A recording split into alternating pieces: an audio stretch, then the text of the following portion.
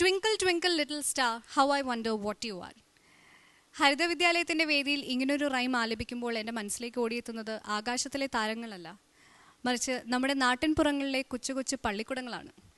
English പഠനം സുഗമമാക്കാൻ നിരവധി പ്രവർത്തനങ്ങൾ ചെയ്യുന്ന ഗവൺമെൻറ് UP സ്കൂൾ പൂഴിക്കാടിനെ നമുക്ക് വേദിയിലേക്ക് സ്വാഗതം ചെയ്യാം.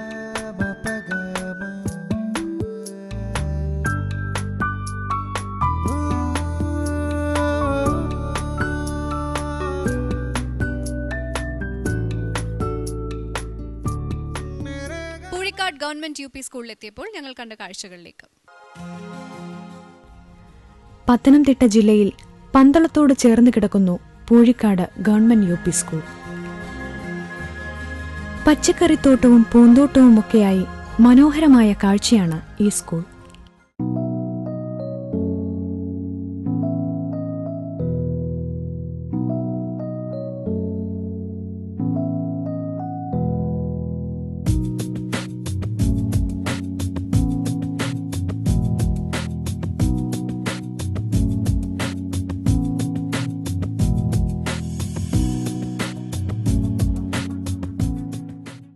നന്മകളാൽ സമൃദ്ധമായ നാട്ടിൻപുറത്തിൻ്റെ വിശുദ്ധിയാണ് പൂഴിക്കാട് ഗവൺമെൻറ് UP സ്കൂളിനെ വ്യത്യസ്തമാക്കുന്നത്. കഴിഞ്ഞ 96 വർഷമായി ഒരുപാട് തലമുറകൾക്ക് അറിവും അക്ഷരവും പ്രദാനം ചെയ്ത് ഈ പ്രദേശത്തിനാകെ ഒരു പ്രകാശഗോപുരമായി ഈ കലാലയം നിലകൊള്ളുന്നു. സർ, അടുത്തതായിട്ട് പൂഴിക്കാട് ഗവൺമെന്റ് UP സ്കൂൾ നമ്മുടെ ജഡ്ജിംഗ് പാനലിന് മുമ്പായി അവതരിപ്പിക്കുന്ന മാതൃകാ പ്രവർത്തനങ്ങൾ ഏതൊക്കെയാണ്? ഒന്ന്, ഞങ്ങളുടെ സ്കൂൾ ഞാൻ ആദ്യമേ പറഞ്ഞു, സാധാരണക്കാരായ കുട്ടികൾ പഠിക്കുന്നത് കൊണ്ട് പല കുട്ടികൾക്കും പിന്നോക്കാവസ്ഥ നേരിടുന്നുണ്ട്. അതിൽ ഞങ്ങൾ ഫസ്റ്റ് പ്രിഫറൻസ് കൊടുക്കുന്നത് റെമഡിയൽ ടീച്ചിങ്ങിനാണ്. പരിഹാര ബോധന ക്ലാസ്സുകൾ ഞങ്ങൾ കുട്ടികൾക്ക് കൊടുക്കുന്നുണ്ട്. പിന്നെ LSS, USS, നവോദയ, സുഗമഗന്ധി തുടങ്ങിയ പരിശീലന ക്ലാസ്സുകൾക്ക് മതിയായിട്ടുള്ള പരിശീലനങ്ങൾ ഞങ്ങൾ കുട്ടികൾക്ക് കൊടുക്കുന്നു.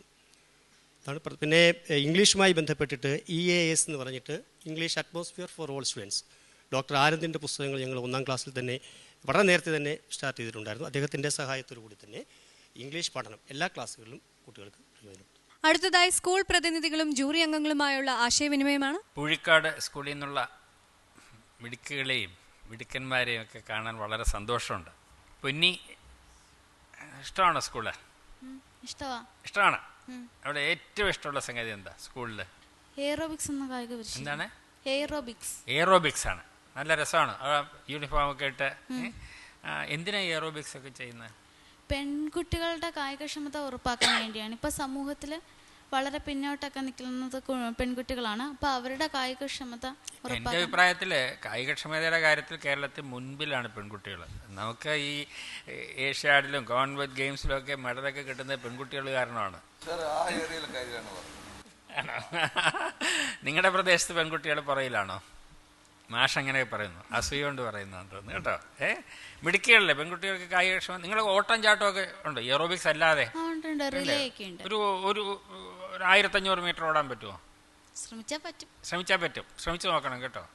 ദീർഘദൂര ഓട്ടം ഇല്ലേ? പിന്നെ 100 മീറ്റർ ഓടാൻ എത്ര സമയം എടുക്കും? ഞാൻ ഓടി നോക്കിയിട്ടില്ല. എന്നാലും ഒരു 1-2 മിനിറ്റ് എടുക്കുമോ? ഒരു നല്ല ഓട്ടക്കാരൻ 100 മീറ്റർ എത്ര സമയം കൊണ്ട് ഓടും? സാർ, അത് അഖിലിനോട് ചോദിക്കാം. അഖിൽ അറിയില്ല. അല്ല, അഖിലിനോട് ചോദിക്കാം. അഖിലാണ് അതിന്റെ സ്പെഷ്യലിസ്റ്റ്. അതാണ് നമ്മുടെ ഞാൻ ഊന്നൽ കൊടുക്കുന്ന സംഗതി. അങ്ങനെ ഇതൊന്നും നമ്മൾ സ്പെഷ്യലിസ്റ്റിനെ വിടരുത്. സ്പോർട്സ് ആണെങ്കിൽ അഖിലിനോട് ചോദിക്കണം, ലൈബ്രറി ആണെങ്കിൽ എന്നോട് ചോദിക്കൂ, ഡാൻസ് ആണെങ്കിൽ മറ്റേ കുട്ടിയോട് ചോദിക്കൂ. അങ്ങനെയല്ല, അതൊക്കെ എല്ലാ കാര്യത്തിനും താല്പര്യം വേണം കേട്ടോ. അതെ, മോൾക്ക് പ്രത്യേക താല്പര്യമുള്ള മേഖല ഏതാ? സാഹിത്യമാണ്. സാഹിത്യത്തെപ്പറ്റി ചോദിക്കാൻ എന്നേക്കാൾ യോഗ്യതയുള്ളവർ ഇവിടെ ഇരിപ്പുണ്ട്. അവർ പിന്നെ ചോദിക്കാം. അപ്പോൾ അഞ്ജനയ്ക്ക് ഏതാണ് ഏറ്റവും ഇഷ്ടമുള്ള കാര്യം സ്കൂളില്? എനിക്ക് ഹരിത ക്ലബ്ബിൽ പങ്കെടുക്കാം. ഹരിത ക്ലബ്ബ് അവരെന്താ ചെയ്യുന്നേ അവിടെ? ധാരാളം വിത്തുകൾ ഞങ്ങൾ ഹരിത ക്ലബ്ബിൽ നട്ടാറുണ്ട്. എന്തൊക്കെ നട്ടു പറയും? പാവല്, പാവയ്ക്ക ഇഷ്ടമാണോ? പാവയ്ക്ക ഇഷ്ടമാണോ? ഭയങ്കര കയ്പല്ലേ? പിന്നെ എന്താ അത് ഇഷ്ടമാകാൻ കാരണം? അതിന് വേറെ എന്താ? എൻ്റെ അമ്മ പറയാനേ കയ്പുള്ളതിനൊക്കെ ഗുണമുണ്ടെന്ന്. ആണോ? അതിനെന്തെങ്കിലും ഗുണമുണ്ടോ പാവയ്ക്കൊക്കെ? പോട്ടെ. പിന്നെ എന്താ ഇഷ്ടം?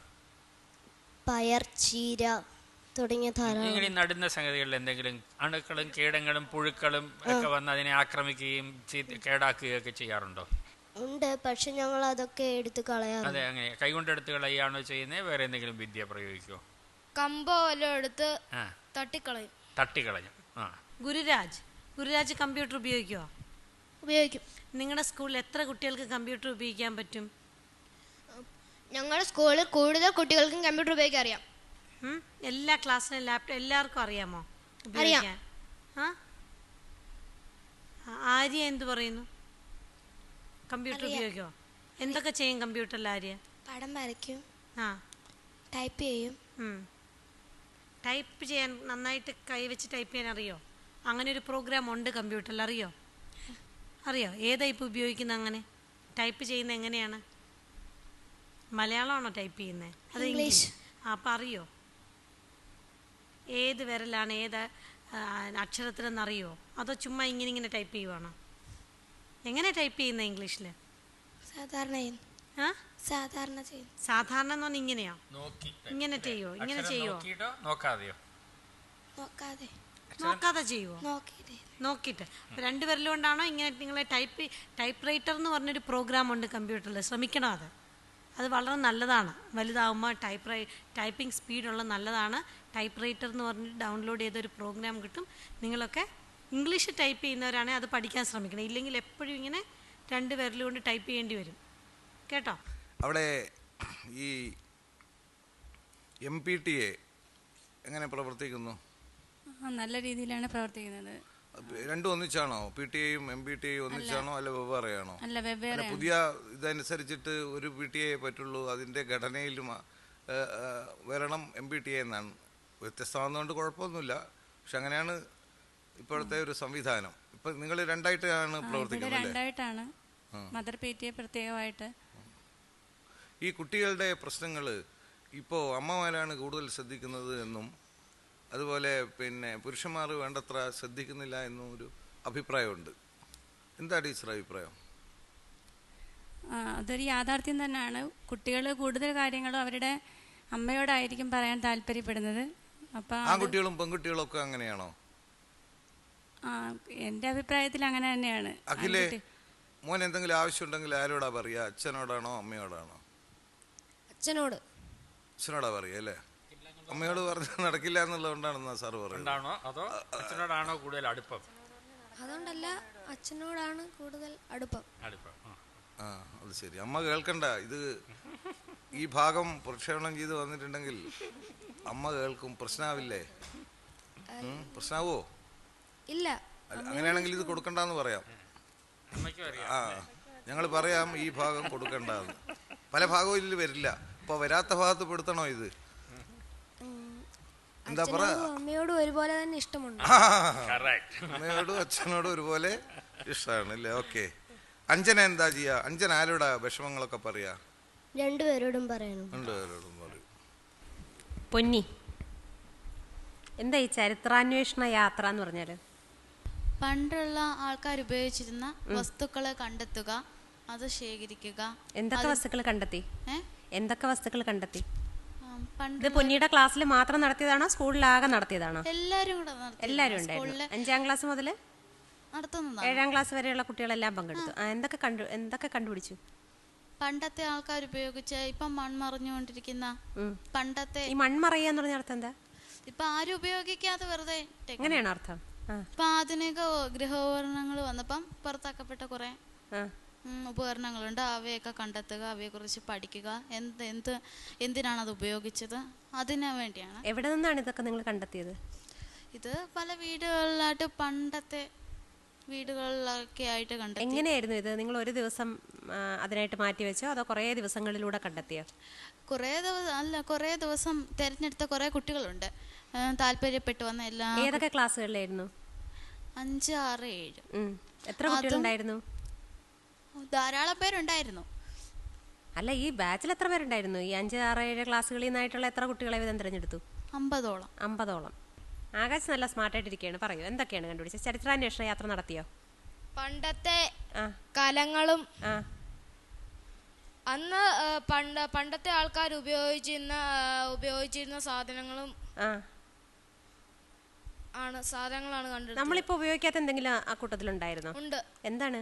ഇന്നത്തെ കാലത്ത് ആളുകൾ ചോറ് ഉണ്ടാക്കാൻ ഉപയോഗിക്കുന്നത് അലൂമിനിയം പാത്രങ്ങളാണ്. അന്ന് കൂടുതലായ ആളുകൾ ഉപയോഗിക്കുന്നത് മൺകലങ്ങള്. ഏതാ നല്ലത്, അലൂമിനിയം ആണോ മണ്ണാണോ? മൺകലമാണ് നല്ലത്. എന്തുകൊണ്ട്? അലൂമിനിയത്തിൽ ചോറും കറികളും വെച്ച് കഴിഞ്ഞാൽ അതിലുള്ള കെമിക്കല് ആ ഭക്ഷണത്തിലോട്ടും ചേരും. പക്ഷെ മൺകൂടമാണെങ്കിൽ അത് മനുഷ്യൻ തന്നെ നിർമ്മിക്കുന്നതാണ്. അതുകൊണ്ട് അതിന് വളരെയേറെ കേടുകളൊന്നും ഉണ്ടാവില്ല. ശരി. എന്നിട്ട് ആകാശിന്റെ വീട്ടിലിപ്പോ മൺകലത്തിലാണോ വെക്കുന്നത്? ആണ്. മിടുക്കൻ. മലയാള ഭാഷയുടെ പോഷണത്തിന് വേണ്ടി അല്ലെങ്കിൽ അതിൻ്റെ സംരക്ഷണത്തിന് വേണ്ടി ഭാഷാസ്നേഹം, മലയാളത്തോടുള്ള ഒരു സ്നേഹം ഉണ്ടാക്കാൻ വേണ്ടിയിട്ടുള്ള എന്തെങ്കിലും എന്ന് വെച്ചാൽ ഉണ്ടാക്കാനെന്ന് ഞാൻ ബോധപൂർവം പറഞ്ഞതാ. ഇംഗ്ലീഷ് ക്ലബ്ബൊക്കെ ഉള്ളപ്പോൾ മലയാളത്തിൽ നിന്ന് അകന്നു പോകുന്നുണ്ടോ എന്നൊരു സംശയത്തിന്റെ പേരിൽ എന്തെങ്കിലും? അവിടെ വിദ്യാരംഗം ക്ലബിന്റെ ആഭിമുഖ്യത്തിൽ സാഹിത്യ രചനകള്, കുട്ടികളുടെ സൃഷ്ടികള്, ഇതൊക്കെ ആ ക്ലബിന്റെ ആക്ടിവിറ്റിയോടുകൂടി തന്നെ ചെയ്യുന്നുണ്ട്. ഒപ്പം തന്നെ ക്ലാസ് മുറികളിലെ പഠന പ്രവർത്തനവുമായി ബന്ധപ്പെട്ട് ഭാഷയിൽ ഉണ്ടാകുന്ന ഇത് ചേർത്തിട്ട് കയ്യെഴുത്ത്. സമൂഹ കൂട്ടായ്മയ്ക്ക് വേണ്ടി എന്തൊക്കെയാ സർ ചെയ്യാറുള്ളത് അവിടെ? സമൂഹ കൂട്ടായ്മ അതിനോട് ഉദ്ദേശിക്കുന്നത് പൂർവ്വ വിദ്യാർത്ഥികളുടെ സംഗമമാണ്. പൂർവ്വ വിദ്യാർത്ഥികളുടെ നല്ലൊരു കൂട്ടായ്മയുണ്ട് അവിടെ. ഇപ്പൊ തന്നെ എന്താ ചെയ്യുന്നത്? നമ്മളുടെ സ്കൂളിന്റെ ഇപ്പൊ തന്നെ ഈ ദൂരദർശന്റെ ഒരു പ്രൊഡ്യൂസർ, ദൂരദർശനിലെ രാജേന്ദ്രൻ പന്തളം, അദ്ദേഹം എഴുതിയൊരു പുസ്തകം ഉണ്ടായിരുന്നു, പാച്ചുപറ്റി പൂക്കുന്ന പാഠശാല. ആ പുസ്തകം ആ സ്കൂളിനെ ബേസ് ചെയ്ത് എഴുതിയതാണ്. അവിടെ കൊണ്ടുവന്നിട്ട് അദ്ദേഹം തന്നെ അത് ഈ പൂർവ്വ വിദ്യാർത്ഥികൾ അവിടെ വരികയും അവരുടെ ഒരു സൗഹാർദ്ദവും അവരിപ്പോ സ്കൂളിന് വേണ്ടി എന്തെങ്കിലും ചെയ്താൽ കുട്ടികൾക്ക് സമൂഹവുമായി ബന്ധപ്പെടാൻ കഴിയുന്ന വിധത്തിലുള്ള എന്തെങ്കിലും പ്രവർത്തനങ്ങൾ ഉണ്ടോ? അത് അങ്ങനെ ഒന്നും ഇതിനകത്ത് കണ്ടതുമില്ല. അവർ നമ്മുടെ സ്കൂളുകളിലേക്ക് എത്തിക്കഴിയുമ്പോൾ നമ്മൾ ഉണ്ടാവുന്ന ഫംഗ്ഷനിലൊക്കെ അവരെ വിളിക്കുകയും സ്കൂളിൻ്റെ മൊത്തത്തിൽ കുട്ടികളുമായിട്ട് ഇൻട്രാക്ട് ചെയ്യുന്നു. ഒപ്പം തന്നെ സ്കൂളുകളിലെ കുട്ടികൾക്ക് ഉണ്ടാവുന്ന വേണ്ട ആവശ്യങ്ങൾ എന്താണെന്ന് തിരിച്ചറിയും. ഇപ്പം തന്നെ ഇവരിട്ടിരിക്കുന്ന ബാഡ്ജ്, ഇവർക്ക് ഇട്ടിരിക്കുന്ന ബെൽറ്റ്, ഇവർക്ക് അത്യാവശ്യം വേണ്ട യൂണിഫോമുകൾ, പഠനോപകരണങ്ങൾ എല്ലാം നമ്മൾ ആവശ്യപ്പെടുന്നതനുസരിച്ച് അവരെന്തെങ്കിലുമൊക്കെ ഏജൻസികളെ കണ്ടെത്തിക്കൊണ്ട് അവരുടെ സഹായത്തോടു കൂടി സ്കൂളിൽ വേണ്ടിയിട്ടുണ്ട്. ഇപ്പോൾ പുതുതായിട്ട് അത്ര പുതുതൊന്നുമല്ല എങ്കിലും നമ്മൾ ടീം ടീച്ചിങ് എന്ന് പറഞ്ഞൊരു സംവിധാനമുണ്ട്. ടീം ടീച്ചിങ് ഇല്ലേ? ആ സ്കൂളിൽ എന്താ ടീച്ചർമാരെ ഇതുപോലെ എല്ലാ പരിപാടിയിലും പങ്കുകൊണ്ടിട്ടുണ്ടോ? വേറെ ആരെങ്കിലും വന്ന് അവിടെ പഠിപ്പിച്ചിട്ടുണ്ടോ? അതായത് ഒരു വിഷയത്തിൽ ആ വിഷയത്തിൽ കിട്ടാവുന്ന പരമാവധി ഫാക്കൽറ്റീസിന്റെ സപ്പോർട്ടോടുകൂടി ആ ഒരു വിഷയം പഠിപ്പിക്കാനുള്ള ഞങ്ങളുടെ സ്കൂളിലെ സയൻസ് ക്ലബിന്റെ നേതൃത്വത്തിൽ ആ ഓസോൺ ദിനവുമായി ബന്ധപ്പെട്ട് കുട്ടികൾക്ക് ഓസോൺ ദിനാചരണവുമായി ബന്ധപ്പെട്ടുള്ള ഏത് വിഷയമാണ് പഠിപ്പിച്ചത്? ടീം ടീച്ചിങ്ങിൽ ഏത് വിഷയത്തിലാണോ? ഓസോൺ പാളികൾക്കുണ്ടാകുന്ന ശോഷണവുമായി ബന്ധപ്പെട്ടുള്ള പാഠഭാഗം പഠിപ്പിക്കാനായിട്ട് സയൻസ് ടീച്ചറിനോടൊപ്പം തന്നെ പന്തളം NSS കോളേജിൽ നിന്ന് റിട്ടയർഡ് ആയിട്ടുള്ള പ്രൊഫസർ TR രത്നം എന്ന് പറയുന്ന ടീച്ചറിന്റെ സേവനം ഉപയോഗപ്പെടുത്തുകയും ആ ക്ലാസ്സിൽ തന്നെ ആ ടീച്ചറിനെ സഹായിക്കുകയും ചെയ്യാനായിട്ട് ഓസോൺ ഡേ സെപ്റ്റംബർ 16 ആ ദിവസം നടത്തി.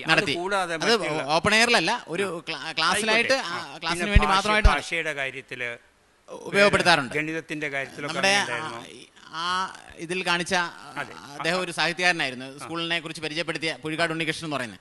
അത് 4ാം ക്ലാസ്സിലെ കുട്ടികൾക്ക് അവരുടെ ഒരു കുട്ടികളുടെ മാഗസിൻ ഉണ്ട്. കുട്ടികളുടെ മാഗസിൻ പ്രസിദ്ധീകരിക്കുമ്പോൾ എഡിറ്റോറിയൽ വർക്ക്ഷോപ്പ് നടത്താനായിട്ട് ഈ രചനകളെ എങ്ങനെ വിലയിരുത്തുക എന്നുള്ളത്. അടുത്തതായി നമുക്ക് ഗവൺമെന്റ് UP സ്കൂൾ പുഴിക്കാടിന്റെ ഗ്രേഡ്സ് അറിയാം.